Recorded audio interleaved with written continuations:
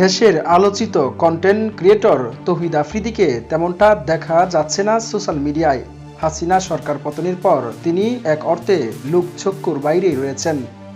বৈষম্যবিরোধী ছাত্র আন্দোলনের সময় হাসিনা সরকারের পক্ষে কাজ করার গুঞ্জনও এখনও জিয়ে রয়েছে মিডিয়া পাড়ায়। এরই মধ্যে তার বিয়ের গুঞ্জন ছড়িয়ে পড়েছে। সোশ্যাল মিডিয়ায় ছড়িয়ে পড়েছে তৌহিদ আফ্রিদির একাধিক বিয়ের ছবি। বিয়ে করেছেন টিকটকার রাইসাকে। এতদিন রাইসার সঙ্গে প্রেমের সম্পর্কের কথা অস্বীকার করেছিলেন তিনি।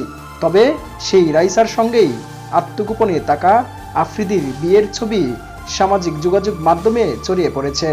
ছবিগুলো কবের বা কবে বিয়ে হয়েছে এই ব্যাপারে কোনো তথ্য পাওয়া যায়নি। এই ব্যাপারে আফ্রিদির সঙ্গে যোগাযোগের চেষ্টা করলেও উত্তর পাওয়া যায়নি। এ বিষয়ে আফ্রিদির ঘনিষ্ঠ মহলের বরাতে জানা গেছে, আফ্রিদির নামে বর্তমানে মামলা রয়েছে।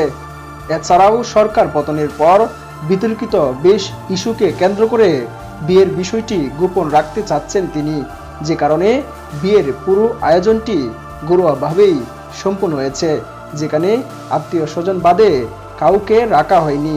বিয়ের ছবি ছাড়া কিছু ভিডিও দেখা গেছে, হাতে মেহেদি দিয়ে আফ্রিদির নাম লিখেছেন তার স্ত্রী রাইসা। অপর একটি ভিডিওতে দেখা গেছে কবুল বলার মুহূর্তে আবেগপ্রবণ হয়ে পড়েছেন তিনি।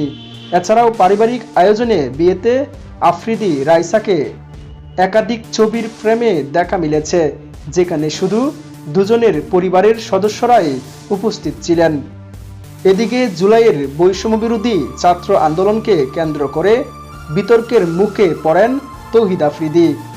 দেশের শীর্ষ গণমাধ্যম সময় টিভির এক প্রতিবেদন থেকে জানা গেছে, সেপ্টেম্বরে আফ্রিদি ও তার বাবা মাই টিভির মালিক নাসিরুদ্দিন সাথী সহ 25 জনের বিরুদ্ধে হত্যা মামলা দায়ের করা হয় যাত্রাবাড়ি থানায়। সাইফুল্লাহ সাইফ, দৈনন্দিন চিত্র।